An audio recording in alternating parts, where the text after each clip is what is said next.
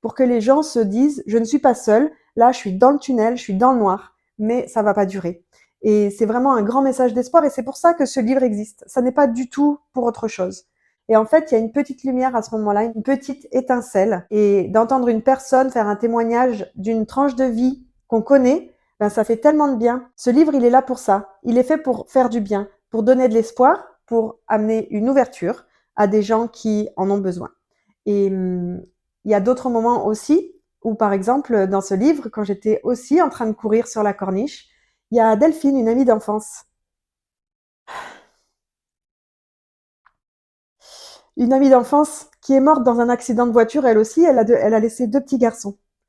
Et elle est venue, elle s'est connectée à moi. Et c'est comme si, elle était morte, hein, évidemment, mais c'est comme si son esprit, il avait dit, en fait, là, t'écris plus ton livre, Chloé, mais arrête d'être égoïste. Écris-le, sors-le, il est pas pour toi. Il est pas pour te faire plaisir, il est pour les autres. Et il faut que tu donnes de l'espoir aux autres. Il faut que tu donnes de l'espoir à ces enfants, à tous ces enfants qui perdent un ou deux de leurs parents de manière prématurée. Et c'est le sens de ce livre.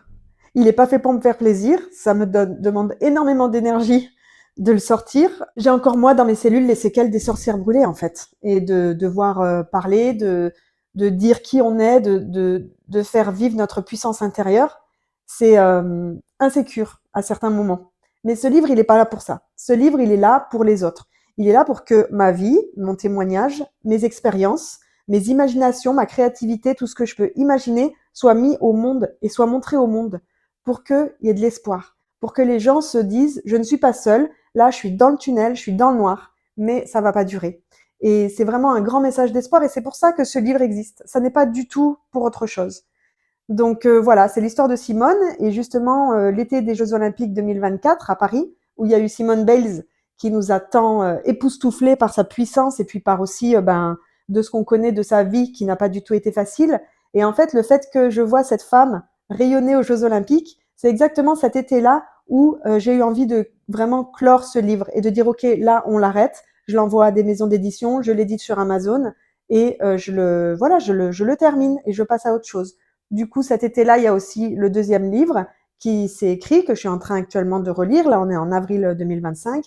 Mais du coup, c'est comme s'il y avait des process et des mises au monde de création et de créatures qui demandent à exister pour libérer, je pense, le transgénérationnel parfois, pour libérer notre créativité et pour enfin pouvoir se délester de tous les poids, de toutes les peurs, de tous les blocages, de toutes les formes pensées, de tous les égrégores de peur qui habitent ce monde et pour enfin pouvoir rayonner et que chacun puisse rayonner dans sa puissance. Pour moi, c'est hyper important de pouvoir transmettre. Alors évidemment, toute personne, je pense, qui se met en avant a un besoin de reconnaissance énorme, avec une peur de l'humiliation sous-jacente, mais n'empêche que c'est pas pour rien. C'est pas pour rien qu'on vit les épreuves qu'on vit. C'est pas pour rien qu'on a les expériences dans notre vie qui sont les nôtres. Il y a un moment donné, c'est ça qui nous fait grandir. C'est ça qui fait qu'on est ce qu'on est aujourd'hui. Et chacun peut être fier de soi, avec ce qu'il a à l'intérieur, avec ses blessures, avec ses failles, avec ses zones d'ombre encore qui n'ont pas été mises en conscience. Et ça, c'est tout à fait OK. Et le partage, les rencontres sont là justement pour réveiller. C'est ce que je dis plusieurs fois dans le livre. Rien n'est fait au hasard. Tout est là pour nous faire grandir. Et c'est ça le vecteur d'optimisme suprême. C'est oui, il y a un moment donné, il y a des épreuves qui nous font pleurer, qui nous font transmuter à l'intérieur de nous, cristalliser puis décristalliser des cellules au fur et à mesure des rencontres. Mais en fait, tout ça est là pour nous faire grandir.